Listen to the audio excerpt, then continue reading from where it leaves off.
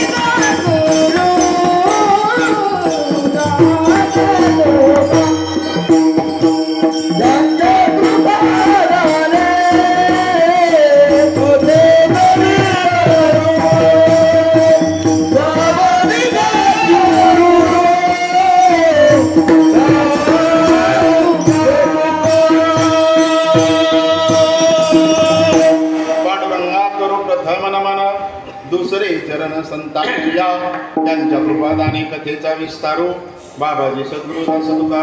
ओम नमो ज्ञानेश्वरा करुणा करा दयाळा, तुमचा अनुग्रह राधलो पावन झालो चराचरी.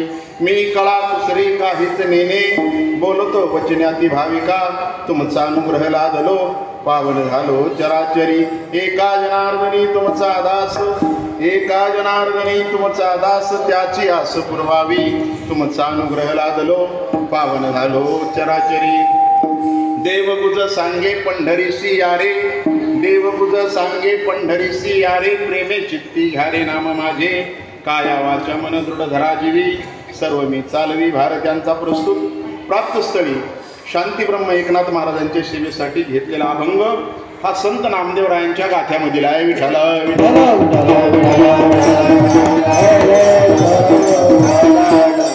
महायोग पीठे तटे भीमरथ्याम, वरम पुंडरीकाय धातु मुनींद्रे, समागत्य तिष्ठन्तमानंद कंदम, परब्रह्मलिंगम भजे पांडुरंगम, अलंकापुरी रम्य सिंहासनस्थम, पदांभोज तेजस्प्रदिक प्रदेशम, विधेंद्रादिदेवे सदा स्तूयमानं, समाधिस्थ मूर्तिं भजे ज्ञानदेवम.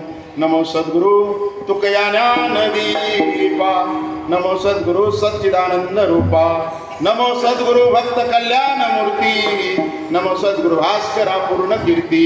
अधिष्ठान जेथे प्रतिष्ठान देखा, तिथे जन्मला तो गुणातीत येरा, जयाचे निरामे चुके जन्म व्यथा, नमस्कार माझा सद्गुरु एकनाथा. शरण शरण एकनाथा,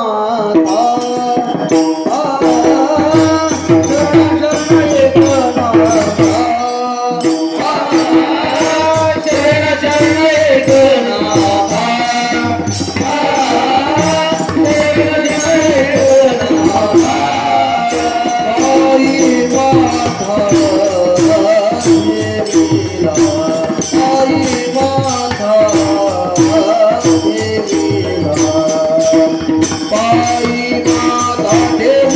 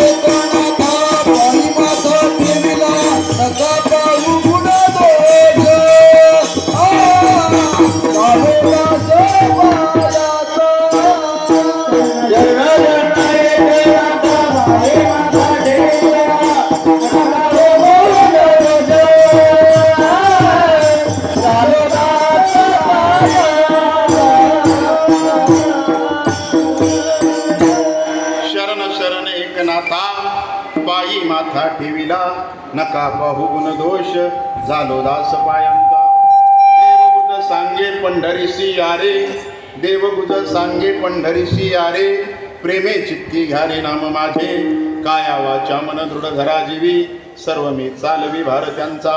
प्रस्तुत सेवा प्रारंभ करण्या उदर पर्याय असा आहे. आपल्या श्री क्षेत्र पैठण या ठिकाणी शांती ब्रह्म एकनाथ महाराजांच्या या पवित्र असणाऱ्या जलसमाधीच्या पवित्र स्थळावरती सालाबाद प्रमाणे ग्रंथराज ग्रंथ कौस्तुभ एकनाथी भागवताचा 452वा त्या ठिकाणी जन्मोत्सव आणि त्यानिमित्तानं अखंड हरिनाम सप्ताह आणि त्यामधील 5व्या दिवसाची सेवा तुम्ही सर्व संयोजक आयोजक नियोजक मंडळी आदरणीय आमचे मार्गदर्शक हरिभक्तीपरायण योगेश महाराज गोसावी पालखीवाले आणि तुम्ही सर्व श्रोते सज्जन सर्वांनी नाथबाबांनी माझ्या वाट्याला त्या ठिकाणी आलेली आहे सेवा. जसा त्या ठिकाणी भगवंत बुद्धी देईल नाथबाबा बुद्धी देतील आपण अभंगावरती चिंतन करण्याचा प्रयत्न करू. विठ्ठला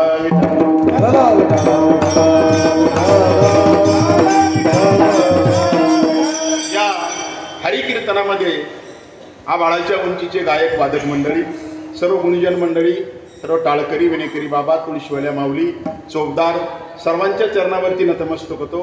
आमचे आदरणीय मार्गदर्शक प्रवीण महाराज गोसावी महाराजांच्या चरणावरती दंडवत प्रणाम करतो आणि सेवेला प्रारंभ करतो. विठाला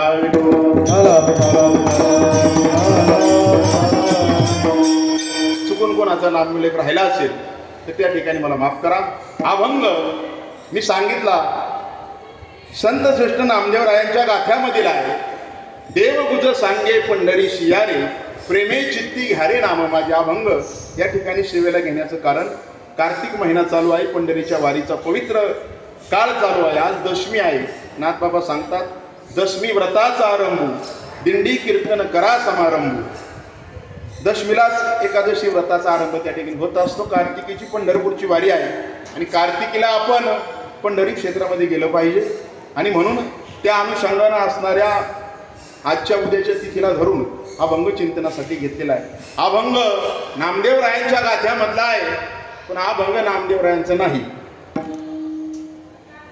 नामदेवरायांच्या गाथ्यामधला आहे परंतु अभंग नामदेवरायांचा नाही. असं होऊ शकतं का? तुम्हाला प्रश्न विचारतोय मी. आपला साधा वारकरी आहे परंतु आदरणीय योगेश महाराजांनी मला इथं उभं केले. साधा वारकरी माणूस आहे पण मी तुम्हाला प्रश्न विचारतो. अभंग नामदेवरायांच्या गाथ्यातला आहे पण अभंग नामदेवरायांचा नाही असं होऊ शकतं का? तर असं होऊ शकतं. कसं होऊ शकतं मी तुम्हाला सांगेल. अभंग गाथ्यातला नामदेवरायांचा आहे पण नामदेवरायांचा नाही. त्या पुढे जाऊन सांगतो संत श्रेष्ठ नामदेवराय संत श्रेष्ठ ज्ञानोबराय ज्ञानोबरायांपासून नामदेवरायांपासून शांतीब्रह्म एकनाथ महाराज जगद्गुरु तुकोबरायांपासून संप्रदायांचे अखेरचे संत ज्यांच्या भूमीतून आम्ही आलेलो आहोत. आमच्या मातीमध्ये संत श्रेष्ठ निळोबरायांचा जन्म झाला. त्या जन्मभूमीतून मी आलेलो आहे. निळोबरायांपर्यंत संप्रदायाचे अखेरचे संत निळोबराय. तर निळोबरायानंतरचा अभंग कीर्तनामध्ये घेण्याची परंपरा वारकरी संप्रदायामध्ये नाही. जगद्गुरु तुकोबराय शांतीब्रह्म एकनाथ महाराज नामदेवराय आदी करून नामदेवरायांपासून ज्ञानोबरायांपासून निळोबरायांपर्यंत एकाही संताचा अभंग आज चिंतनाला घेतलेला आहे. एकाही संताचा नाही. असं होऊ शकतं का? मी तुम्हाला विचारतो. अभंग नामदेवरायांच्या गाथ्यातला आहे पण नामदेवरायांचा नाही.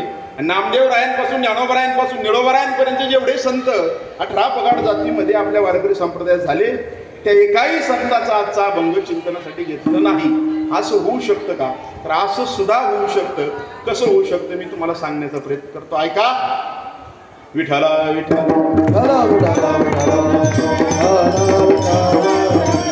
अभंग नक्की कोणाचा आहे हे पाहण्याचा आपण प्रयत्न करू. चंद्रभागेच्या वाळवंटामध्ये रामायण चालू होतं आणि चंद्रभागेच्या वाळवंटामध्ये संत श्रेष्ठ नामदेव महाराज रामायणाची कथा ऐकण्यासाठी गेले. रामायणकारांनी सांगितलं चरितम रघुनाथस्य शतकोटी प्रविस्तरम एक एकमाक्षरम तुसा महापातक नाशनम. हा वाल्मिकी रामायणातील आणि आपल्या भावार्थ रामायणातील दुसऱ्या क्रमांकाचा श्लोक आहे.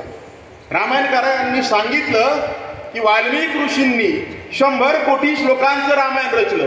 चरितम रघुनाथस्य शतकोटी प्रविस्तरम एक एकम अक्षरम तुसा महापातक नाशनम. एक एक अक्षर आपल्या कानावरती रामायणाचं पडलं तर आपली महापाप त्या ठिकाणी धुतली जातात.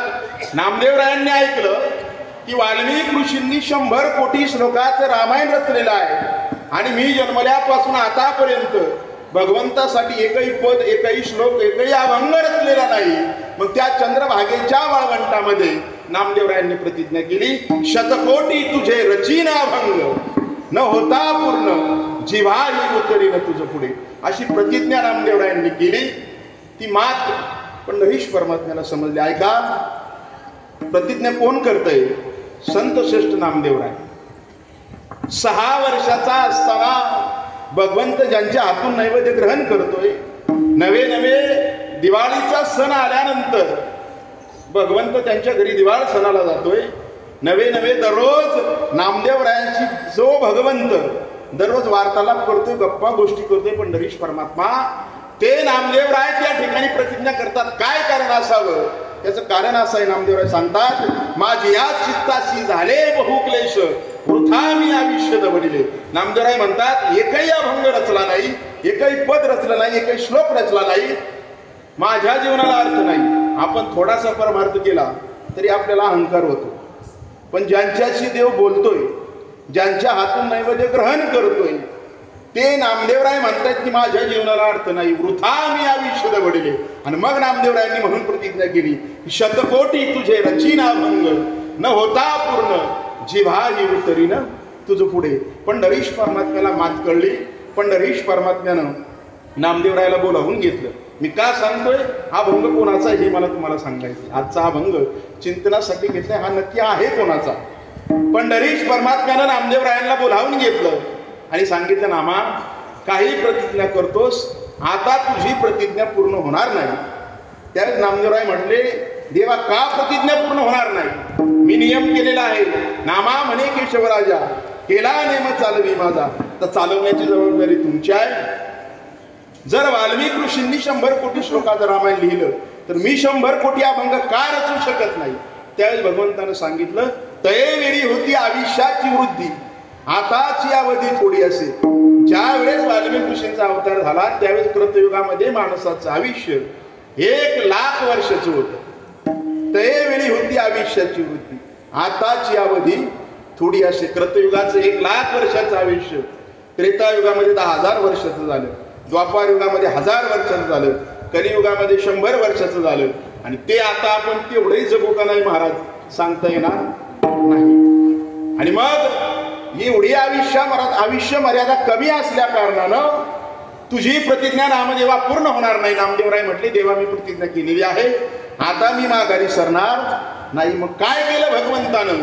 शारदेशी सांगे, शारदेशी सांगे भीमा तिरी हरी, शारदेशी सांगे भीमा तिरी हरी, वैष्णवे दिवाकी नामयाचा, वैष्णवे दिवाकी नामयाचा.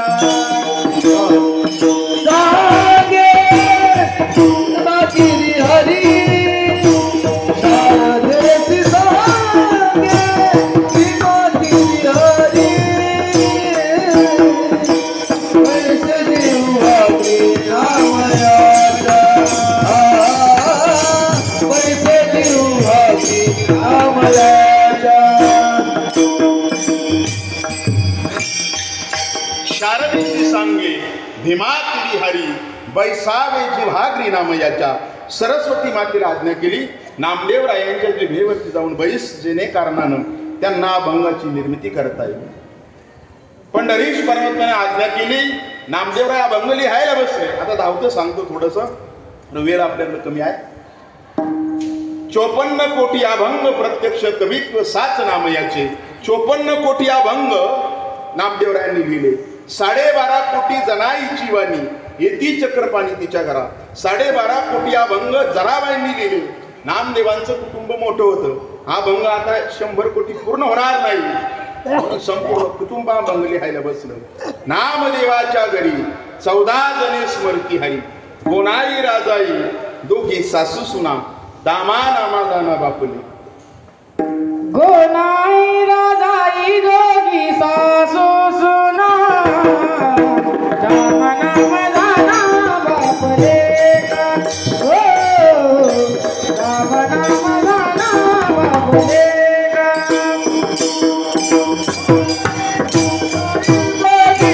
सासू सुना राम नाम जाने बापुलेगा हो राम नाम जाने बापुलेगा नाना बिना गोंदा माता हे सबगे पुत्र सबगे पुत्र नाना बिना गोंदा माता हे सबगे पुत्र नाम विठा गोना हे सबगे पुत्र जन्मले पवित्र दयाचे वंशी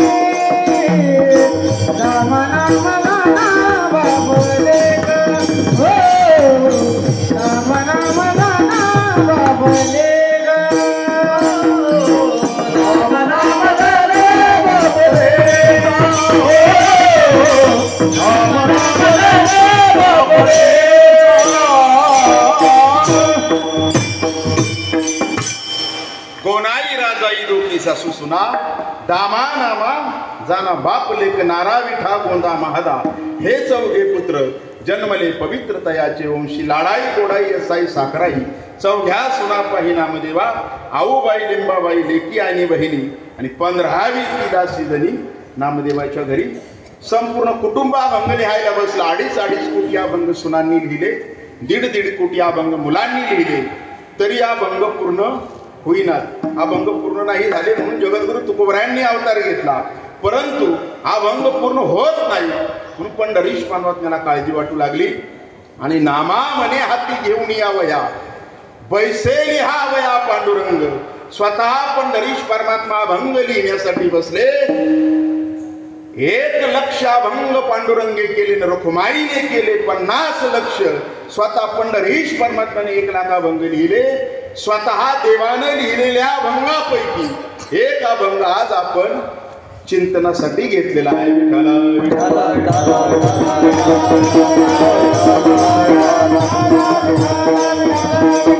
आजचा अभंग स्वतः विटेवरचे मालक पंढरीश परमात्म्याने लिहिलेला आहे. देव आपल्याला सांगतायत, देव तुझ सांगे पंढरीसी यारे प्रेमे चित्ती घ्यारे नाम माझे.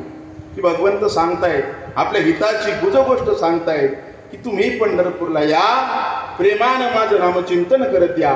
तुम्ही जर पंढरपूरच्या वारीला आषाढी कार्तिकीला आलात, काया वाचा मन दृढ धरा जीवी सर्व मी चालवी भारत्यांचा. तुम्ही जर पंढरीच्या वारीला आषाढी कार्तिकीला आलात, तुमच्या घरादाराचा प्रपंचाचा सर्व भार मी चालवीन. देव सांगतोय आपल्याला, भवसिंधू तारीने घ्यारे माझी भाक साक्ष कुंडलिक करून बोले. पंढरीश परमात्मा म्हणतात, तुम्हाला संसाराचं तुमचा भार तर चालवेल यात नवल नाही, भवसागरामधून तारून नेण्याचं वचन मी तुम्हाला देतो. भवसिंधू तारीनं घ्या रे माझी भाक साक्ष कुंडलिक करून बोले. पुंडलिकाची साक्ष देऊन मी सांगतो, शपथ घेऊन सांगतो की तुम्हाला भवसागरातून पार पाडेल. माझं बोलणं जर खोटं वाटत असेल तर देवाचं बोलणं जे निकटवर्तीय अंतरंग भक्त आहेत देवाचे, ते देवाला म्हटले, देवा तुम्ही कदाचित खोटं बोलू शकता. देवाला म्हणू लागले, का माहितीये का? अरे देव लहानपणी खोटंच बोलत होता. आई ग आई नाही खाल्ली मी माती, माती खाऊन सुद्धा देव म्हणायचे मी माती खाल्ली. दह्या दुधाची चोरी करून सुद्धा देव म्हणायचे मी चोरी केली नाही. त्यावेळेस भगवंतानं सांगितलं, तुम्हाला जर माझ्यावरती भरवसा नसेल, लटकं असेल माझं बोलणं, लटके जरी असेल, नामयासी पुसा आहे त्या भरवसा नामी माझ्या. नामदेवरायाला विचारा, त्याच्यावरती माझा, माझ्यावरती त्याचा विश्वास आहे. विठ्ठला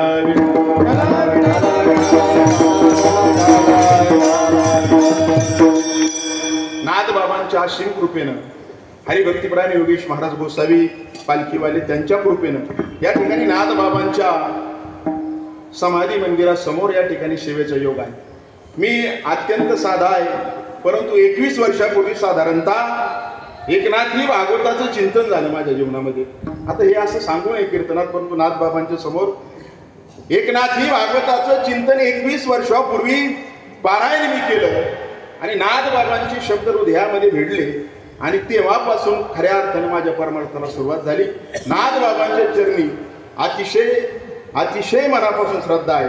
नाथबाबांचं ऋण आहे, उपकार आहे आणि म्हणून मी जीवनामध्ये परमार्थामध्ये आहे हे माझं अंतःकरण मला सांगते. नाथबाबांच्या सेवेतून कृपेतून नाथबाबांच्या कृपेतून उतराई व्हावं म्हणून नाथबाबांच्या चरणी आम्ही षष्टीला पालखी सोहळा चालू केला. महाराज फक्त नाथबाबांच्या कृपेने परमार्थ आहे म्हणून मागच्या 3-4 वर्षापासून आम्ही पुणे जिल्ह्यातून 300, 400, 500 वारकरी घेऊन पायी या ठिकाणी षष्टीच्या वारीला येत असतो.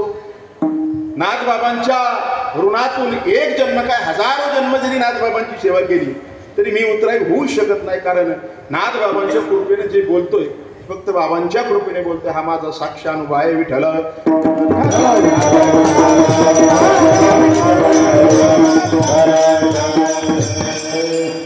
आमच्या निळोबरायांनी सांगितलं. निळोबरायांचा जन्म आमच्या तिथलाच अगदी घराजवळचा. निळोबरायांनी नाथबाबांच्या समाधी सोहळ्याची त्या ठिकाणी अभंगाची रचना केली. नाथबाबांचं गुणगौरव करण्यासाठी निळोबरायांनी अनेक अभंग लिहिले. समाधी सोहळा भव्य दिव्य प्रमाणामध्ये चालू करण्यासाठी निळोबरांनी त्या काळामध्ये मोठे कष्ट घेतले आणि नाथबाबांचे जे अभंग आहेत आपण बारकाईनं पाहिलं. निळोबराय म्हणतात, धन्य गोदातीर धन्य प्रतिष्ठान धन्य ती थिल जन रहिवासी. तुम्ही सर्व पैठण क्षेत्री राहणारे सर्व पैठणवासी हे धन्य आहेत. निळोबराय म्हणतात, धन्य गोदातीर धन्य प्रतिष्ठान धन्य ती थिल जन रहिवासी. तुमच्या सर्वांच्या चरणावरती मी नतमस्तक ठेवतो कारण या क्षेत्राचा वास आपणाला होतोय. पंढरीचं महात्म्य तर मी सांगणारच आहे कार्तिकीच्या अनुषंगानं, पण त्याही पुढे जाऊन निळोबरायांनी पैठण क्षेत्राच्या वारीचं महत्व सांगितलं. त्याही पुढे जाऊन निळोबरायांनी देहूच्या वारीचं महत्व सांगितलं. त्याही पुढे जाऊन पंढरीपेक्षा पुढे जाऊन आळंदीच्या वारीचं महत्व निळोबरायांनी सांगितलं. आपण शेवटी थोडं थोडं ते पाहण्याचा प्रयत्न करू. देव गुज सांगे पंढरीशी यारे प्रेमे चित्ती हरे नाम माझे. आपण आवडीनं आषाढी कार्तिकी विसरू नको मज.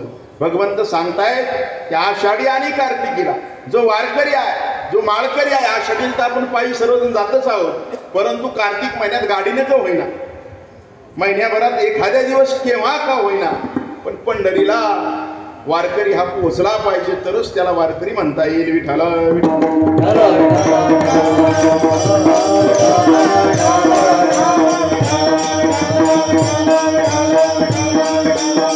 स्वतः भगवंत आपणाला सांगताय, देव गुज सांगे पंढरीशी यारे प्रेमे चित्ती हरे नाम माझे.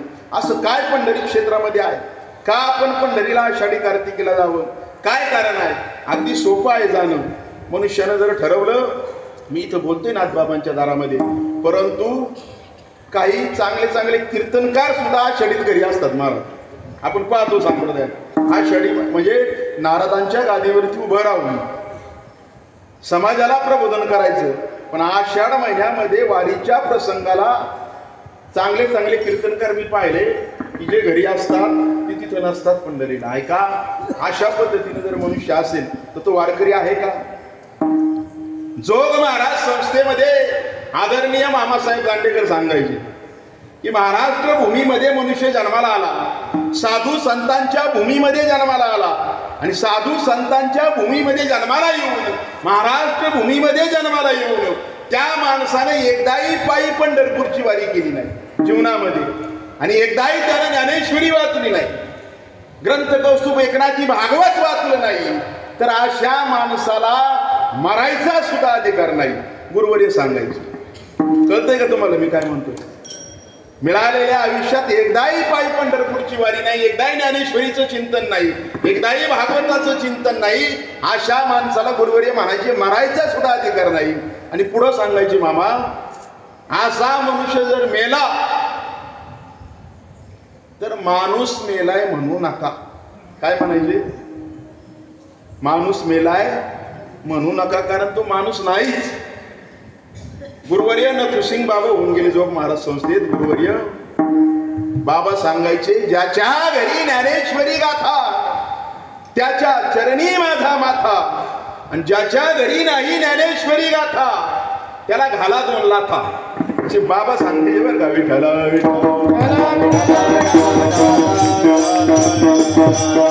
म्हणून आपल्या वारकरी संप्रदायामध्ये ग्रंथराज ज्ञानेश्वरी, तुकोबरायांची गाथा आणि नाथ बाबांचं भागवत हे 3 ग्रंथ म्हणजे आपली प्रस्थानत्रयी आहे.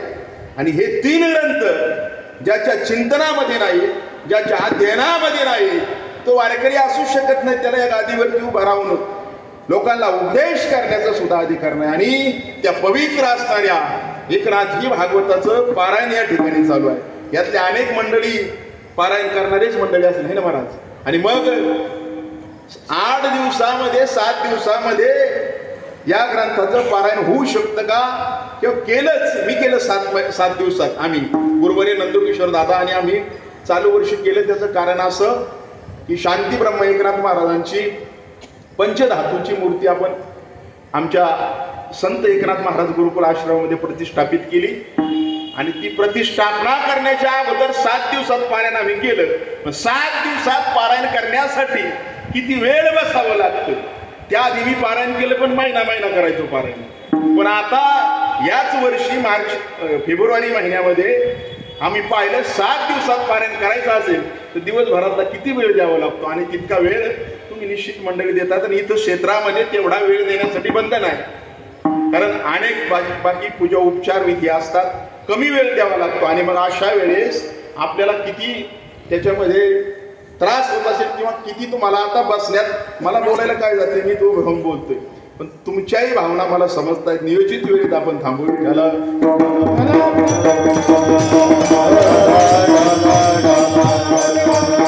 पवित्र असणारा एकनाथी भागवत ग्रंथ, ज्या ग्रंथाची मिरवणूक त्या काळामध्ये काशी क्षेत्रामध्ये हत्तीवरून तिथल्या महंतांनी राजे मंडळींनी काढली. इतका नाथबाबांचा पवित्र असणारा ग्रंथ तो आपल्याला पारायण करण्यासाठी नाथबाबांच्या सानिध्यामध्ये देवानं आमंत्रण दिले. ना आपण तो जर पारायणासाठी आपला वेळ देत असेल तर नाथबाबांची कृपा आपल्यावरती झाल्याशिवाय राहणार नाही. नाथबाबांची जर कृपा मनुष्याच्या जीवनावरती झाली, संतांची कृपा जर माणसाच्या, कारण माणसाच्या जीवनाला अर्थच नाही संतांची कृपा जोपर्यंत नाही. जोपर्यंत साधू संतांची कृपा मानवी जीवनावरती नाही तोपर्यंत मानवी जीवनाला अर्थ नाही. मानवी जीवनाला अर्थच नाही. कारण संतांची कृपा, साधूंची कृपा आपल्यावरती होण्यासाठी अनेक जन्माचं पुण्य असावं लागतं. पुण्य फळले बहुता दिसा, भाग्य उदयाचा ठसा. अनेक दिवसाचं पुण्य फळाला येतं तेव्हा आपल्याला झालो सन्मुख तो कैसा संत चरण पाऊल. साधू संतांच्या चरणाजवळ आपल्याला येण्यासाठी अनेक जन्माची पुण्य असावी लागते. ऐका, शांती ब्रह्म एकनाथ महाराज वैशाख महिन्यामध्ये परमार्थ करणं, पारायण करणं, क्षेत्राच्या ठिकाणी 8 दिवस राहणं, नाथबाबांची सेवा करणं कोणी सोम्या गोम्यानं ठरवलं तर तो करू शकत नाही. त्यासाठी पुण्याई असावी लागते. वैशाख महिन्यामध्ये भर उन्हामध्ये दुपारच्या 1:30च्या प्रसंगाला शांती ब्रह्म एकनाथ महाराज रस्त्यानं जात होते. रस्त्यानं जात असताना नाथबाबांनी पाहिलं 5-25 मजूर खडी फोडायचं काम करत होते.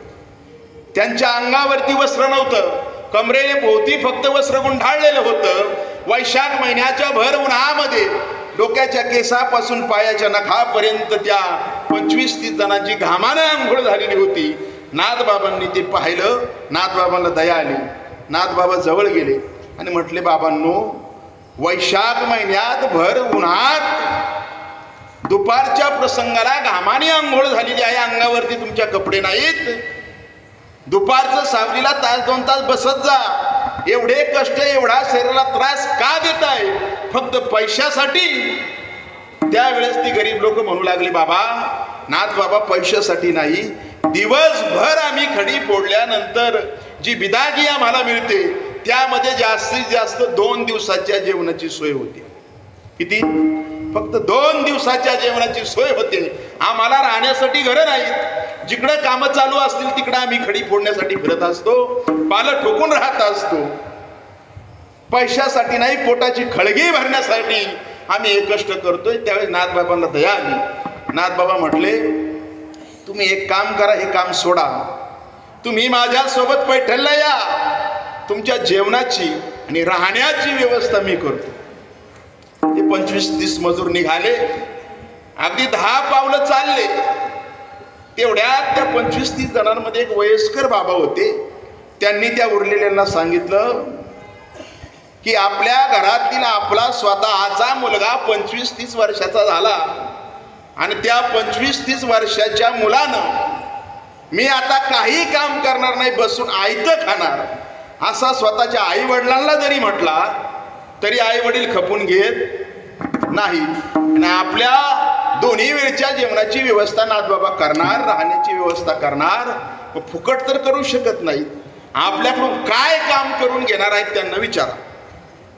त्यावेळेस त्या मजुरांनी नाथबाबांना विचारलं, बाबा आम्ही पैठणला तुम्हा सोबत निघालो आहोत, पण आमच्याकडून काम काय करून घेणार तेवढं सांगा.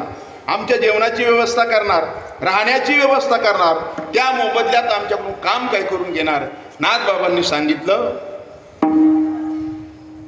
सकाळी निवांत उठायचं, गोदावरी गंगेमध्ये स्नानाला जायचं, 8-8:30ला येऊन ताटावरती बसायचं, पोटभर जेवायचं. तुमच्या इकडे तुम्ही 2च टाइम जेवता, मी 2 नाही 3 वेळची जेवणाची पोटभर व्यवस्था करणार आहे.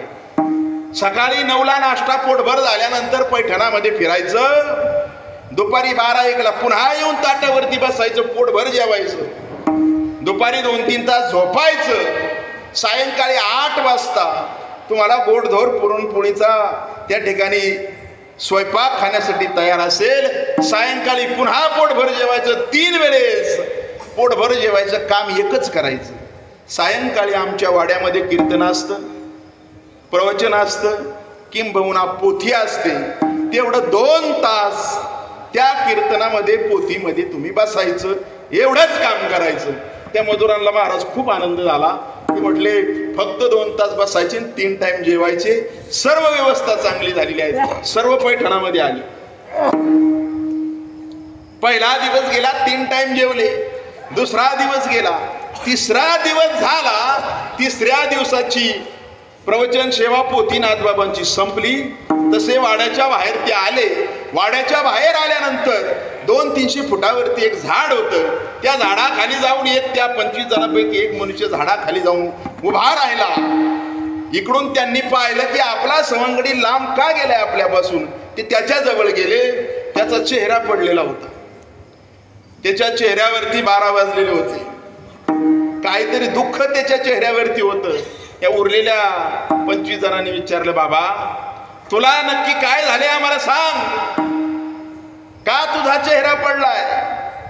त्यावेळेस तो उत्तरू लागला, माझा चेहरा पडलाय असं नाही, तुमच्या 25 जणांचे चेहरे सुद्धा पडलेले आहेत. तुमच्या सुद्धा चेहऱ्यावरती काहीतरी दुःख आहे, फक्त तुम्ही बोलत नाही. म्हटले तुला नक्की काय होतंय. मला जे होतंय तेच तुम्हाला होतंय. बरोबर आहे तुझं म्हणणं, पण तुझ्या मुखातून आम्हाला सांग, तुझा का चेहरा पडलेला. तेव्हा त्यानं सांगितलं, गड्या हो 3 दिवस झाले आपण इथं आलो. 3 टाइम गोड धोड खाऊन आरामशीर त्या ठिकाणी जीवन आपलं चाललंय.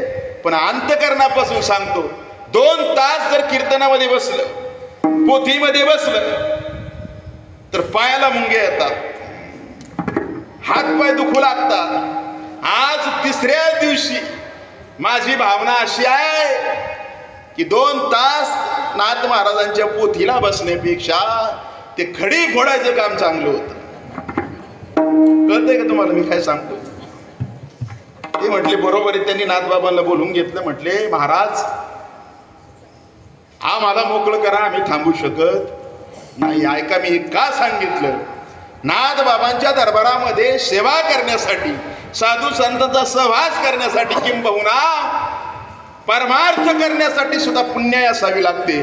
कोणी सोमाबाबा ठरविल मी भागवताचं पारायण करीन, पंढरीची वारी करील, त्याचं ते काम नाही. अनंत जन्माचे तप, एक नाम, एकदा मुखामध्ये हरिनाम येण्यासाठी अनंत जन्माची पुण्य असावी लागते.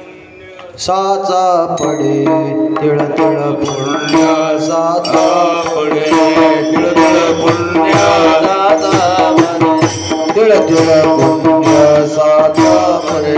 तरी हे बहुता जन्मी जोडे, बहुता जन्मी जोडे, तरी हे बहुता जन्मी जोडे.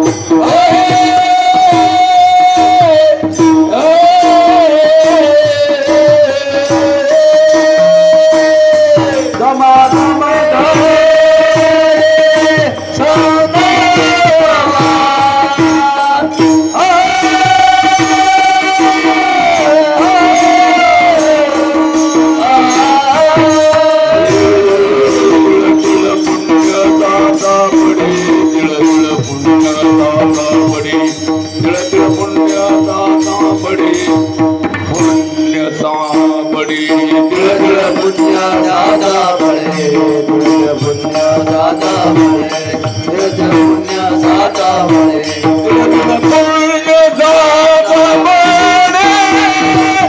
अरे बहुत जल्दी गोडे नाम वाजे जिया तुडे समागम घडे संगे पुण्य साधो पडे हरी हे बहुत जन्मी जोडे नाम तुझे वाजे जिया तुडे समागम घडे संगावा पुण्य पुण्य तिलासाचा पडे हे तो बहुता जन्मा जोडे अनेक जन्मानंतर समागम घडे संतांचा यासाठी अनेक जन्माची पुण्य असावी लागते. आपण अभंगाकडे जाण्याचा प्रयत्न करू. देवगुज सांगे पंढरीशी यारे प्रेमे चित्ती घ्यारे नाम माझे. भगवंत सांगतायत आषाढी कार्तिकीला तुम्ही पंढरपूरला या. भगवंत स्वतः सांगतायत. मग आपण जावं का नाही जावं? का जावं आपण पंढरपूरला? काय महात्म्य आहे पंढरपूरचं 1-2 मिनिटांमध्ये तुम्हाला सांगतो. कार्तिक स्वामी गणपती बाप्पांचे भाऊ महादेवाचे चिरंजीव कार्तिक स्वामींनी 88,000 ऋषींना एक पुराण सांगितलं. 88,000 ऋषी स्कंद त्याशी उपदेशी. स्कंद म्हणजे कार्तिक स्वामी. कार्तिक स्वामीचं दुसरं नाव स्कंद. 88,000 ऋषींना उपदेश करत असताना कार्तिक स्वामींनी भारत खंडामधील समुद्र वलयांकित पृथ्वीवरील अनेक तीर्थांचं महात्म्य सांगितलं. अनेक तीर्थांचं, अनेक दैवतांचं महात्म्य सांगितलं. अनेक तीर्थांचं महात्म्य सांगत असताना, अनेक देवतांचं महात्म्य सांगत असताना काहीतरी कमीपणा त्या तीर्थामध्ये निघायचा, काहीतरी उणेपणा त्या तीर्थामध्ये निघायचा. मग त्या 88,000 ऋषींनी कार्तिक स्वामींना प्रश्न विचारला की असा एखादा देव, असं एखादं तीर्थ या भूतलावरती आहे का ज्यामध्ये काही कमीपणा नाही, काही उणेपणा नाही? असं तीर्थ आम्हाला सांगा. कारण काशी क्षेत्राचं वर्णन केलं. काशीमध्ये मोक्ष मिळतो पण त्यासाठी मारावं लागतं. काशी क्षेत्राचं पुण्यतीर्थ यात्रेचं आपल्याला हवा असेल, मनुष्य लग्न झालेला असेल, एकटा काशीला गेला तर त्याला तीर्थयात्रा घडत नाही, त्याला सपत्नीक जावं लागतं. आता आजच्या युगामध्ये तो पत्नीला घेऊन जाईल यात नवल नाही, तो घेऊन जाईलच. परंतु पत्नीला घेऊन गेला आणि आई वडील जर जिवंत असतील तर आपलं शास्त्र सांगतं आई वडील जिवंत असताना फक्त पत्नीला घेऊन काशी क्षेत्री गेला तर त्या क्षेत्राच्या तीर्थक्षेत्राचा पुण्य तर मिळतच नाही, पण 44 गायी कापलेलं पाप लागतं. आता आई वडिलांना घेऊन गेला, सपत्नीक गेला तरी आपलं शास्त्र सांगतं किमान 43 दिवस आणि जास्तीत जास्त 2.5 महिन्यापासून घरापासून तो ब्रह्मचारी असावा लागतो. त्यांनी ब्रह्मचर्य व्रताचं पालन केलेलं असावं लागतं. एवढं करून गेला. आता हे घडेल का 2.5 महिने ब्रह्मचारी राहणं, आई वडिलांना घेऊन जाणं, सपत्नीक जाणं? हे घडलं. तिथं गेल्यानंतर विधी करायचा, त्यासाठी गौरी लागते. ती गौरी रानसिनी गौरी असावी लागते. वेद लक्षणा गावरान गायी रानात चारायला सोडल्यानंतर रानात पडलेलं तिचं शेण आहे, त्या शेणाची गौरी विधीला लागते.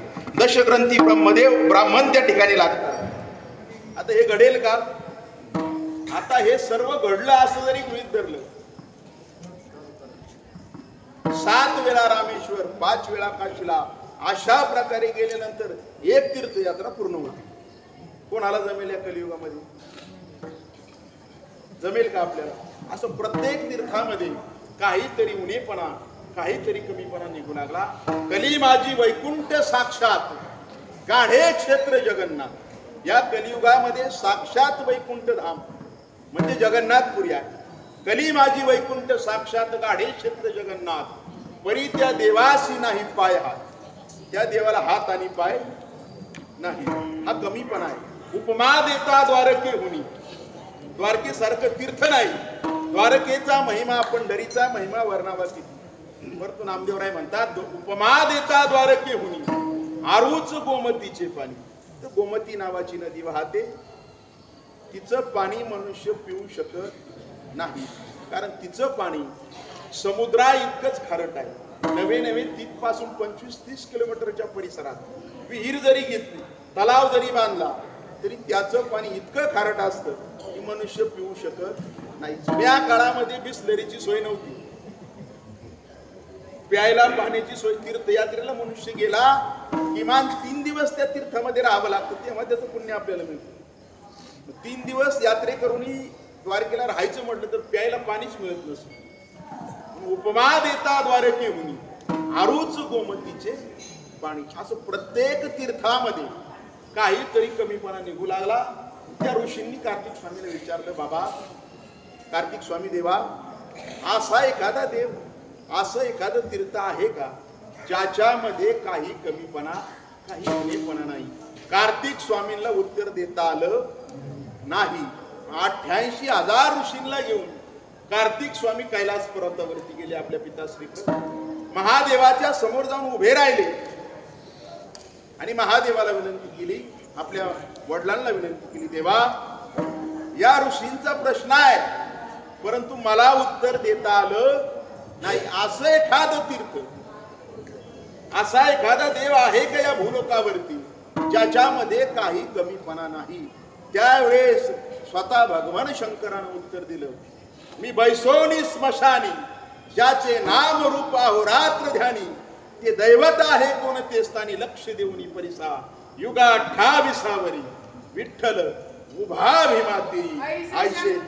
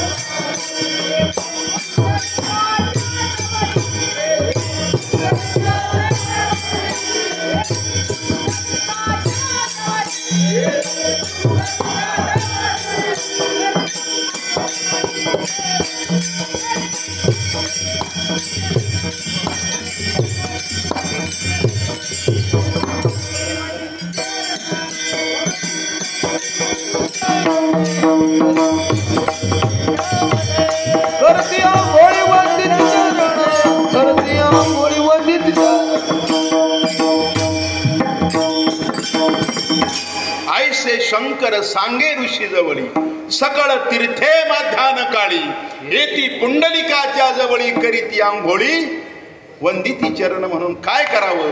त्या तीर्थाला, त्या देवाला आपण जावं ज्याच्यामध्ये काही कमीपणा नाही, काही उणेपणा नाही. नव्हे नव्हे अवघीच तीर्थे घडली एक वेळा चंद्रभागा डोळा देखलिया. आषाढीची मोठी गर्दी आहे, कार्तिकीची मोठी गर्दी आहे, आणि मग देवाचं दर्शन झालं नाही. पण नामदेवराय वर्णन करतात, पाहता रावळाची पाठ तीर्थे घडली 360. मंदिराची पाठ जरी आपण पाहिली पंढरीच्या, तरी 360 तीर्थ घडतात.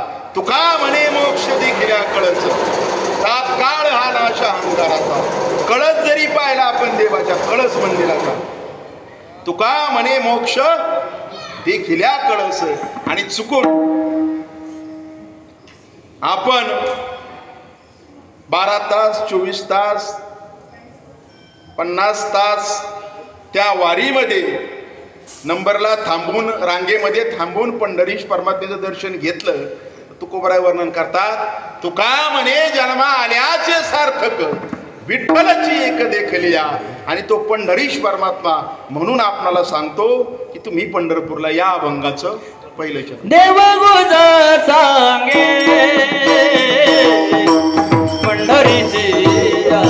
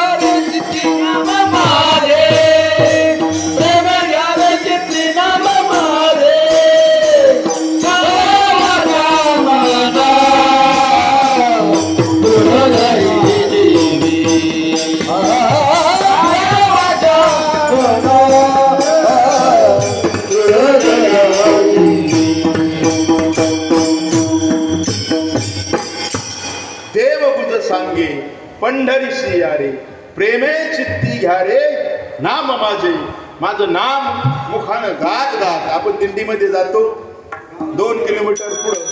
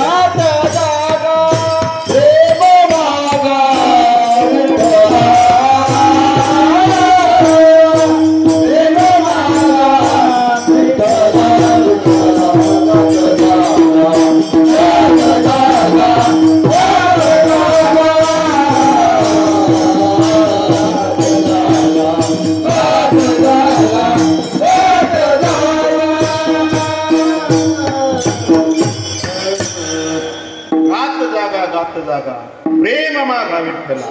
की आपण दिंडीमध्ये चालत असताना 2 किलोमीटर पुढं 2 किलोमीटर माग न चालता जिथं पिशवी भरायचा ठेप आहे तिथं उभं न राहता, तरी नाथबाबांचं वैभव मोठं आहे.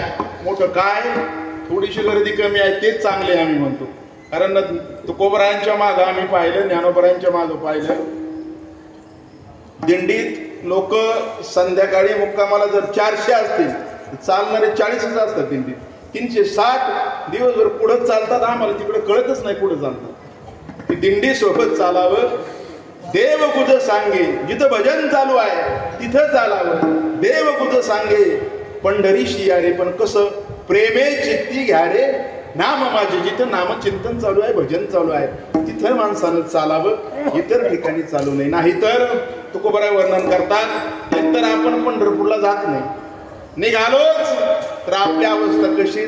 तुकोबराय का भंगा सांगतात, आवाज चालली पंढरपुरा आणि वेशी पासून माघारी येते ती आली घरा आणि माग का आली ती दिंडीला निघाली. तरी येऊन आपल्या सुनाला सांगितलं. जुन्या काळामध्ये गवऱ्या थापाचे, कलवड लावायचे, कदाचित तुम्हाला माहित असेल सर्वांना, मला आठवते. आता गेले सगळं, हळूहळू संपत चाललंय. पण आपल्या सुनेला सांगितलं सासूनी माग येऊन 1/2 किलोमीटर, माझ्या हातीचा कलवडू मज वाचून नको फोडू. मी पंढरपूरला चालले या 15-20 दिवसात. हा जो खांडांचा गवऱ्याचा कलवड आहे रचलेला, मी येईपर्यंत फोडायचं नाही. किती पाऊस आला, कसा स्वयंपाक कर.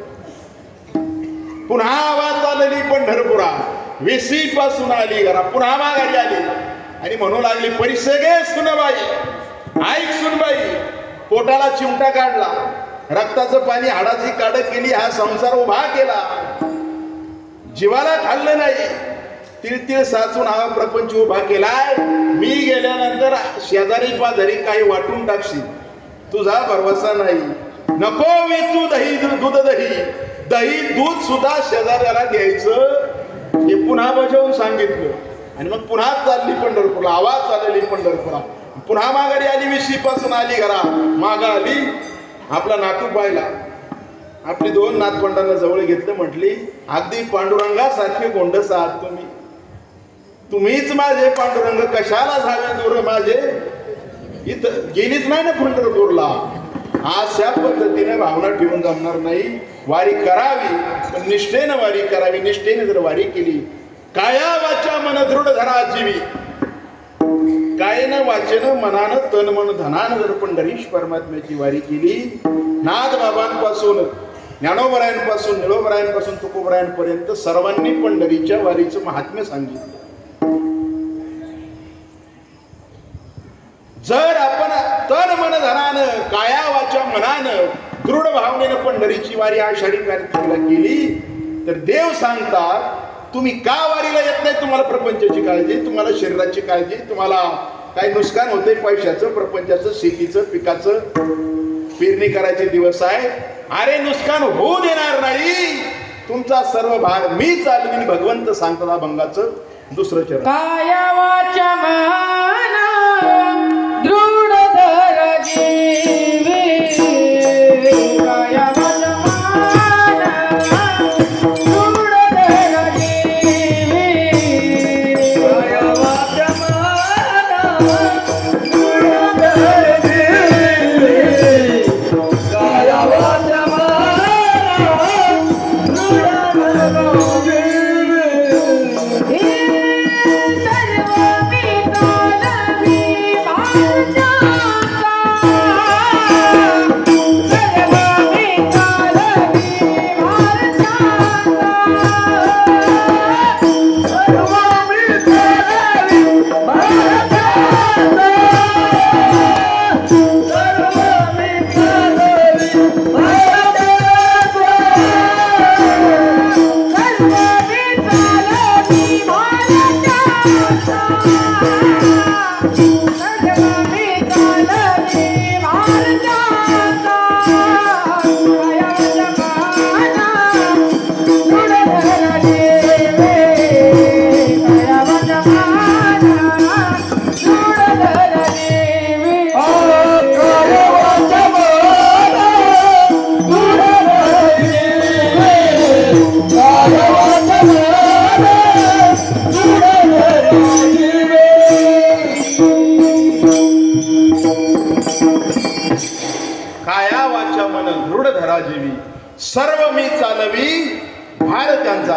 आपला भार प्रपंचाचा भगवंत म्हणतात मी चालवीन, तुम्ही फक्त या.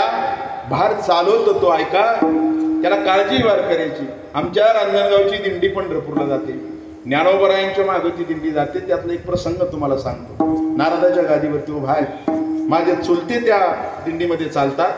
ऐका, कोरोनाच्या आधीचा प्रसंग आहे. जवळपास 20-25 माणसं अजूनही आमच्या रांजणगावात साक्षी की ज्यांच्या समोर घडलेली घटना आहे. भगवंत आपला भार चालवतो, संकट आलं तरी दूर करतो. ज्ञानोबरायांच्या दिंडी बरोबर, पालखी बरोबर चालत असताना दुपारच्या प्रसंगी त्यांचा स्वयंपाक, आमच्या दिंडीचा रांजणगावच्या रस्त्याच्या कडेला स्वयंपाक होता.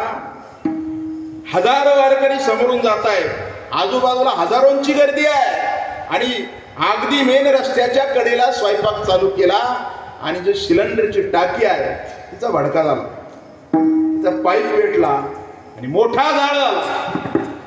आता जर त्या सिलेंडरचा स्फोट झाला तर शेकडो लोकांना त्या ठिकाणी नुकसान होईल, काहींना प्राण गमावे लागतील, अशी परिस्थिती निर्माण झाली. लोक भिली, आजूबाजूनी हजारो वारकरी आहे. अचानक एक कोणीतरी मनुष्य आला, जवळ गेला, त्यानं ती आग विझवली. पण जेवढ्यांनी त्याला पाहिला, फक्त पाठीमोराच पाहिला, मागच्याच बाजूनी पाहिला, सर्व बाजूनी त्याची फक्त पाठच दिसली, चेहरा एकालाही दिसला नाही. आग विझवली आणि पुन्हा तो मनुष्य तेवढ्या शेकडो लोकांना, त्या दिंडीतल्या लोकांना सुद्धा दृष्टी सुद्धा पडला नाही. 100 लोकांनी पाहिला आमच्या, पण फक्त पाठमोरच पाहिला. आजही आमच्याकडे त्याची साक्षीदार जिवंत आहेत. अजून भगवंताला काळजी असते. आपण जर सर्व मी चालवी भार त्यांचा, आपल्याला घराची काळजी, आपल्याला दाराची काळजी. मी गेलो तिकडे 20 दिवस तर काय होईल मागे? अरे काय नाही, भगवंत म्हणतोय मी तुमचा भार चालवी. आता या पुढचं सांगू का? या पुढचं, याही पुढं काही अंतरंग भक्त असतात जे भगवंताशी आत्मनिवेदन भक्ती करतात. 9विधा भक्तीपैकी जे भगवंताशी बोलतात अंतकरणापासून आणि भगवंत त्यांना होकार देतो, त्यांना वव देतो. ऐका, आत्मनिवेदन भक्ती करणारे अंतरंग भक्त देवाचे म्हणजे साक्षात असणारे साधू संत, ते भगवंताला म्हटले, देवा तू आमचा भार चालवणार, आमच्या प्रपंचाचा भार चालवणार, पण प्रपंच आम्हाला नाहीच, तू काय भार चालवणार? प्रपंच एक झाला होताना बाबा म्हणतात, हे तो समूळ मिथ्या वार्ता, पुन्हा होईल मागोता, हे कल्पांती घडेना, हा मला प्रपंचच नाही तर तू आमचा काय भार चालवणार? असे निष्ठावंत जातीवंत वारकरी संत देवाला म्हणू लागले, त्यावेळी देवानं सांगितलं, खरंय तुमचं, तुम्हाला प्रपंच नाही, तुम्हाला ती काळजीच नाही. पण गड्या हो, मानवी देहाला प्राप्त झाला, हरिभक्ती करताय, परमार्थ करताय, माझं नाम घेताय, कशासाठी? या भवसागरातून तरुण जाण्यासाठीच ना, बरोबर ना? प्रपंच नाही तुम्हाला हरकत नाही, पण बाबा सिंधू तारीन घ्या रे माझी भाग, साक्ष पुंडलिक करुणी बोले, तुम्हाला मी भवसागरातून तारीन. मी तुम्हाला शपथ घेऊन सांगतो, साधू संत म्हटले, कोणाचा एखाद्याचा उद्धार भवसिंधूतून पंढरीची वारी केल्यानंतर तू केला आहेस का? हा मला दाखला दे. त्यावेळी भगवंतानं सांगितलं, केला आहे. आणि भगवंतानं उदाहरण दिलं, विठ्ठला विठ्ठला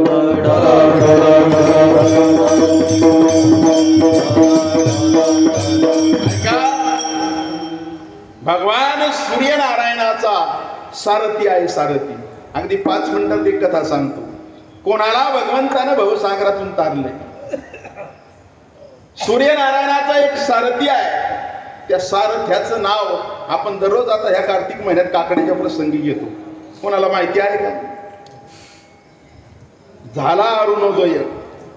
अरुण हा सूर्यनारायणाचा सारथी आहे. अरुणोदय झाला म्हणजे अरुण दिसू लागला. अरुण हा सूर्यनारायणाचा सारथी आहे. त्या अरुणाकडून एक चूक झाली. तो सहज चेष्टेनं आपल्या आईला म्हटला, आईचा अपराध केला त्यानं. आईला म्हटला, आई तुझ्यावर अशी दरिद्रता येईल की दुसऱ्याच्या घरी काम करायची वेळ तुझ्यावरती. असं सहज चेष्टेनं बोलला. कोण? सूर्यनारायणाचा सारथी. आणि आईचा अपराध सहज घडल्यामुळं त्याचं पतन झालं. तो त्या पदावंचित झाला आणि मनुष्य देहाला या मृत्यू लोकामध्ये त्याला जन्म घ्यावा लागला.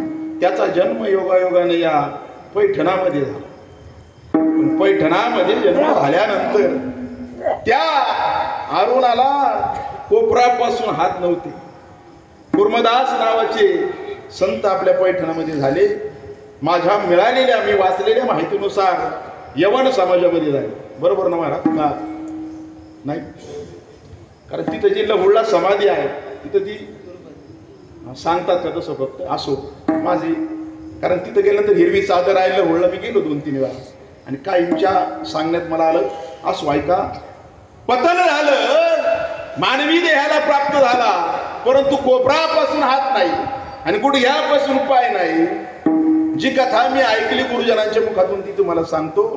संत भानुदास महाराजांचं कीर्तन पैठण क्षेत्री चालू होतं.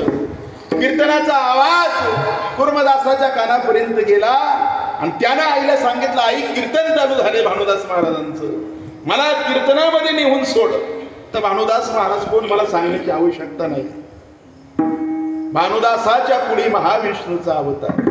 अहो आमच्या भानुदास महाराजांनी साक्षात पंढरीची, पांडुरंगाची विजयनगराला कृष्णराय नावाच्या राजाने नेलेली श्रीमूर्ती पुन्हा आणून पंढरीच परमात्मा प्रतिष्ठापित करण्याचं काम केलं म्हणजे ते भानुदास महाराज.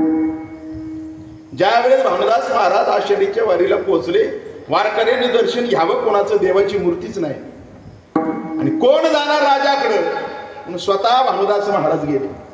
गेल्यानंतर पंढरीश परमात्म्याचं दर्शन घेतलं. देवाला म्हणले, देवा माझ्या सोबत चाला. पंढरपूरला वारकरी आले दर्शनाला. कोणाचं दर्शन त्यांनी घ्यावं. त्यावेळी देव म्हटले, आजच्या दिवस थांबा. आपल्या गळ्यातील नवरत्नाचा हार भानुदास महाराजांच्या गळ्यामध्ये घातला आणि उद्या आपण भेटू म्हणून सांगितलं. भानुदास महाराज बाहेर आले आणि पुजारी मंदिरामध्ये पोहोचल्यानंतर पुजाऱ्यानं राजाला निरोप दिला, पंढरीश परमात्म्याच्या आपल्या मंदिरामधील गळ्यातला हार, देवाच्या गळ्यातला हार चोरीला गेला आहे. नवरत्नाचा हार 1 कोट्यावधी रुपयाची किंमत आहे.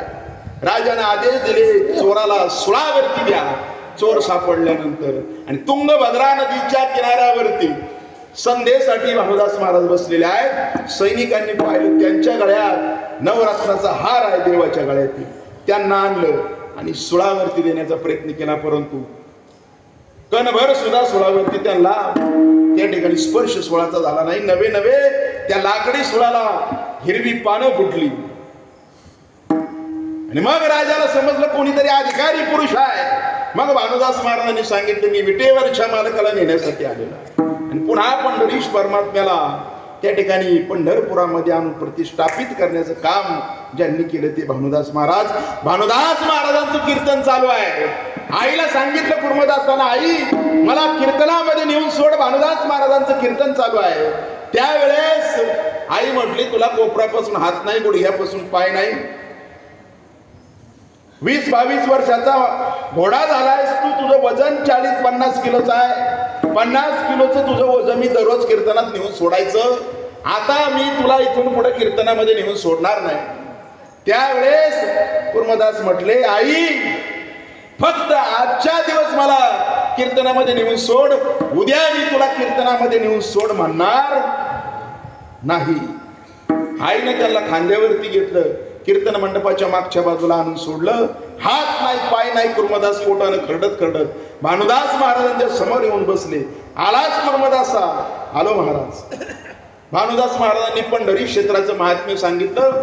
कीर्तन संपते वेळी भानुदास महाराज म्हटले उद्या सकाळी आपली दिंडी वारीसाठी पंढरपूरला निघणार आहे.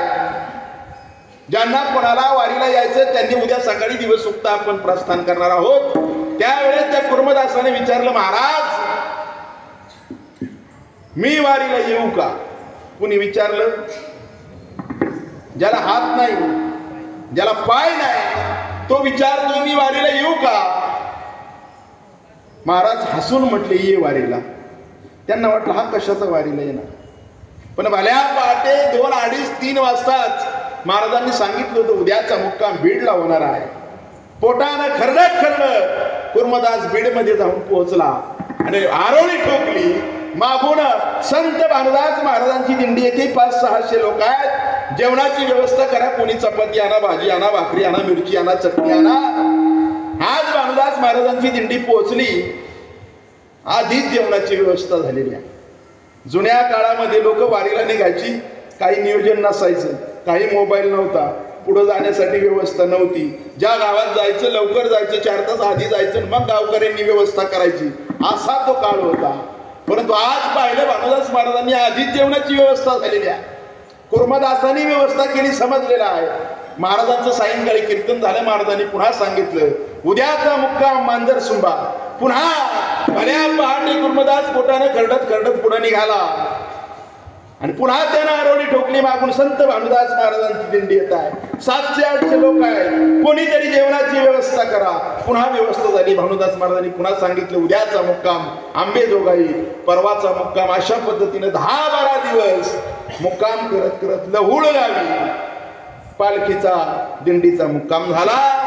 कीर्तन संपलं आणि भानुदास महाराज कुर्मदासाच्या जवळ आले. जवळ आल्यानंतर कुर्मदासाला सांगितलं कुर्मदासा उद्याचा मुक्काम करकमला होईल आणि परवा दिवशी आपण पंढरपूरला पोहोचू. फक्त एक मुक्काम राहिलेला आहे. तुझी पंढरपूरची वारी पूर्ण होईल, तुझं पुण्य उदयाला आलं. त्यावेळेस कुर्मदासाला सांगितलं महाराज आता मला इथून पुढं वारीला येता येणार नाही, माझं पुण्य अपुरं पडलं. त्यावेळेस भानुदास महाराज म्हटले का कुर्मदासा? त्यावेळेस पालथा असलेला कुर्मदास उतारा झाला. त्याचं पोट रक्तबंबाळ झालेलं होतं. पोटामध्ये खडे शिरलेले होते. वाटेनं घसरत घसरत खरडत खरडत तो गेलेला होता. अंगामध्ये त्राण राहिलेला नाही. महाराज 1 फूटभर सुद्धा आता मला सरकता येणार नाही, आता इथून पुढे मला येता येणार नाही. का कुर्मदासा का शक्ती नाही आता तुझ्यामध्ये? महाराज मागच्या 10-12 दिवसापासून अन्नाचा कण सुद्धा खाल्लेला नाही. अरे सर्व वारकऱ्यांसाठी जेवणाची व्यवस्था करायचास, का जेवला नाहीस? घरी होतो तेव्हा मलमूत्र विसर्जन केल्यानंतर माझी आई होती मला स्वच्छ करायला. वाटेनं कोण करणारे? हात पाय नसलेला माणूस. म्हणून 12 दिवस झालं अन्नाचा कण सुद्धा खाल्लेला नाही. आणि पुढे येण्यासाठी आता माझ्या शरीरामध्ये कणभर सुद्धा त्राण उरलेला नाही. माझं पुण्य अपुरं पडलं. या जन्मामध्ये मला पंढरपूरची वारी घडणार नाही. महाराज एक काम करा, ज्या वेळेस तुम्ही पंढरीश्वर मातेचं दर्शन घ्याल त्यावेळेस माझ्या वतीने एकदा पाया पडान देवाला सांगा कुर्मदासाचं पुण्य अपुरं पडलं. किमान पुढच्या जन्मामध्ये तरी वारी त्याची घडावी. भानुदास महाराज जड अंतकरणाने पंढरपूरला गेले. पंढरीश परमात्म्याचं दर्शन घेतलं. भगवंताच्या डोळ्यामध्ये डोळे देऊन पाहिलं आणि भानुदास महाराजांच्या डोळ्यामध्ये पाणी आलं. त्यांना कुर्मदासाची आठवण झाली. भगवंताला समजलं साधू संतांची जर कृपा एखाद्या जीवावरती झाली, भगवंताची प्राप्ती माणसाला तशी होऊ शकत नाही. स्वतः कितीही निष्णात असला आणि स्वतः कितीही विद्वान असला, जोपर्यंत सद्गुरूची प्राप्ती नाही, जोपर्यंत संत कृपा नाही, तोपर्यंत मानवी जीवन उत्कर्षाला किंवा पूर्णत्वाला त्या ठिकाणी प्राप्त होत नाही. एकनाथी भागवतामध्ये शांती ब्रह्म एकनाथ महाराज सांगतात, शब्द ब्रह्मानी निष्णातो न निष्णयात पर्यंती. शब्द ब्रह्मामध्ये एखादा मनुष्य विद्वान झाला, एका एका पदाचं 10 प्रकारे अर्थ सांगू लागला, तरी सुद्धा नाथबाबांनी ओव्यांमध्ये वर्णन केलं, त्या माणसाचा उद्धार होऊ शकत नाही. एक एक पदी 10 व्याख्यान करू लागला तरी त्याचा उद्धार व्हायचा नाही. त्याची परिस्थिती काय होईल? नाथबाबा सांगतात, शब्द ब्रह्मानी निष्णातो न निष्णयात पर्यंती श्रमस्तस्य श्रमफल धेनु मे विरक्षिता. तो फक्त शब्द ब्रह्मामध्ये निष्णात झाला, परंतु परब्रह्मज्ञानाचा त्याला अंतकरणामध्ये अनुभव झाला नाही, साधू संत कृपा त्याच्यावरती झाली नाही, तर त्याला फक्त श्रमस्तस्य श्रमफल धेनु मे विरक्षिता. म्हणजे दूध न देणारी गाई जर आपण सांभाळली तर काय होईल? आपल्याला फक्त कष्ट होतील. खायला टाकायचं, शेण काढायचं, दूध देतच नाही ती, मग काय होईल? श्रमस्तस्य श्रमफल. त्या पद्धतीनं ज्याला परमार्थ ज्ञानाचा अनुभव नाही त्याला फक्त श्रम होतील, त्याचा उद्धार होणार नाही. भानुदास महाराजांचं अंतकरण जर एखाद्या व्यक्तीसाठी कळवळलेलं आहे तर पंढरीश परमात्म्याला सुद्धा दया आली आणि पंढरीश परमात्म्यानं वीट सोडली. पंढरीश परमात्मा लहुळ गावी आले आणि कुर्मदासाला सांगितलं, कुर्मदासा तुझी वारी पूर्ण झाली, पंढरपूर इथं आले, पंढरीश परमात्मा तुझपर्यंत आलेला आहे, डोळे भरून माझं दर्शन घे. त्या कुर्मदासानं पंढरीश परमात्म्याचं दर्शन घेतलं, पायावरती डोकं ठेवलं आणि कुर्मदासाचं डोकं भगवंतानं मांडीवरती घेतलं आणि त्या कुर्मदासाला सांगितलं, कुर्मदासा काय हवंय तुला? तुला हात हवे आहेत, पाय हवे आहेत, आयुष्य हवं आहे, काय हवंय तुला? त्यावेळेस कुर्मदासानं सांगितलं, देवा 7व्या अवतारामध्ये दशरथ राजे तुमचे वडील राम राम राम करत त्यांनी प्राण सोडला, पण प्राण सोडत असताना त्यांना सुद्धा ही मांडी मिळाली नाही. त्या मांडीवरती माझा देह जातोय. देवाच्या काय हवंय मला? काही नको, फक्त एका प्रश्नाचं उत्तर द्या देवा. मी माझ्या आईला अपशब्द बोललो, मी सूर्यनारायणाचा सारथी होतो आणि म्हणून तुच्छ असणाऱ्या मानवी देहाला मृत्यू लोकात पतन पावलो. मी आईचा अपराध केला, तेवढं पाप माझं संपलं आहे का? असा प्रश्न विचारला कुर्मदासानं. त्यावेळेस भगवंतानं उत्तर दिलं, कुर्मदासा ज्या क्षणाला तू म्हटला होतास की मला पंढरपूरच्या वारीला निघायचंय, असा म्हटला एखादा मनुष्य वारीला पंढरपूरला जायचंय एवढं जरी बोलला आणि एक पाऊल टाकलं, त्या एका पावलात तुझं ते पाप संपलं. फक्त जायचंय वारीला म्हणून. आणि साक्षात विटेवरचा मालक तुझ्या समोर उभा आहे. भगवंतानं निष्ठेनं वारी करणाऱ्याला तारलेला आहे आणि म्हणून भगवंत आपणाला सुद्धा तारून नेईल. शपथ घेऊन भगवंत सांगतात, पुंडलिकाची साक्ष देऊन सांगतात अभंगाचं, तारेला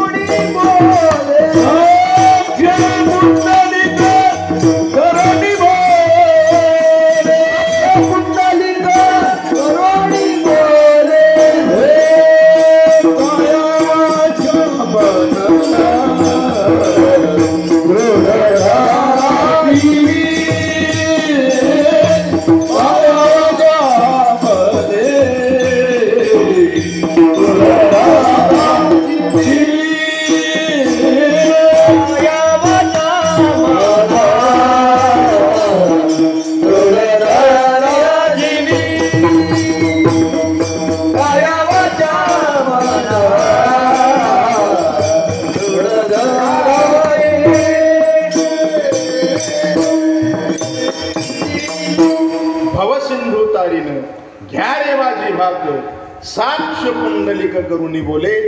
तरी काही जे देवाचे जवळचे निकटवर्तीय संत होते, भक्त होते, ते म्हटले देवा तू सांगतोयस आम्हाला, देवगुज सांगे. हा अभंग स्वतः पंढरीश परमात्माने लिहिलेला आहे. देवगुज सांगे पंढरीशी या रे, प्रेमे चित्ती घ्या रे नाम माझे. काया वाचा मन दृढ धरा जीवी, सर्व मी चालवे भार त्यांचा. भवसिंधू तारीने घ्या रे माझी भाक साक्ष पुंडलिक करुणी बोले. तरी देवा तुझ्यावरती आम्ही विश्वास का ठेवावा, तू खोटारडाच आहेस असं आमचं मत आहे. मी सुरुवातीलाच सांगितलं, माती खाऊन सुद्धा तू म्हटलं आई ग आई, हा नाही खाल्ली मी माती, तुझ्या भरोसा ठेवावा कसा. देव म्हटले तुमचं म्हणणं बरोबर आहे, मी जर खोटारडा आहे असं तुम्हाला वाटत असेल, या नामदेवावरती तरी तुमचा भरोसा विश्वास आहे ना. अहो हे काय विचारणं झालं, साधू संतांवरती आमचा आतोट विश्वास आहे.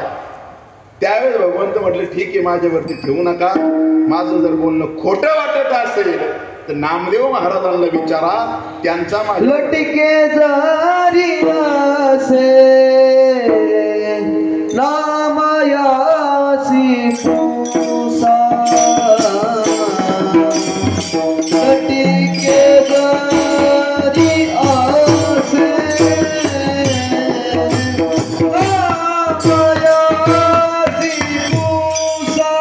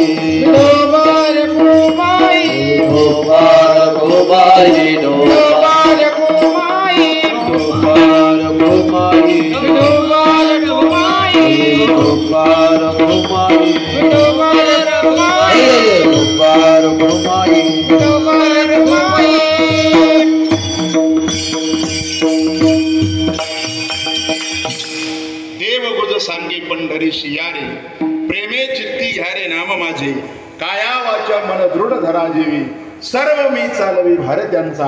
हा साक्षात विटेवरच्या मालकाच्या अभंगावरती आपण चिंतन करण्याचा प्रयत्न केला. अल्पमती अल्पबुद्धी मी आहे. आता यापुढे सांगतो, आषाढी कार्तिकेला पंढरपूरला जावंच, पण माझ्या निळोबरायांनी वर्णन केलं, आषाढी कार्तिकी पंढरीची वारी केली तर त्या माणसाचं पुण्य किती हे अखिल संतांनी वर्णन करून सांगितलं. पण जर संताच्या धामाची वारी केली, वारकऱ्याची 4 धाम यात्रा आहे, 4 धाम आहेत वारकऱ्याचे. एक पंढरपूर, दुसरा आळंदी, तिसरं पैठण आणि चौथं देहू. या 4 धामाची वारी वारकऱ्याने आपल्या जीवनामध्ये करावी. पंढरीपेक्षाही माझ्या निळोबरायांनी ज्यावेळेस पैठणच्या वारीचं वर्णन केलं, ज्यावेळेस माझ्या निळोबरायांनी आळंदीच्या वारीचं वर्णन केलं, त्यावेळेस आता आळंदीची वारी आहे. अगदी काय आठवड्यात निळोबराय वर्णन करतात, यात्रे अलंकापुरा येती ते आवडती विठ्ठला. जे यात्रेला अलंकापुरीला ज्ञानोबरायांचे येतील ते माझ्या पंढरीश परमात्म्याला आवडतात. भूवैकुंठ पंढरपूर त्या उनी महिमा थोरया. पंढरीच्या वारीपेक्षा आळंदीच्या वारीचा महिमा थोर आहे. तुम्ही तिकडे या निळोबराय म्हणतात. त्याचप्रमाणे माझ्या पैठणच्या वारीचं वर्णन करण्याची वेळ आली, त्याच निळोबरायांनी वर्णन केलं. निळा म्हणे जया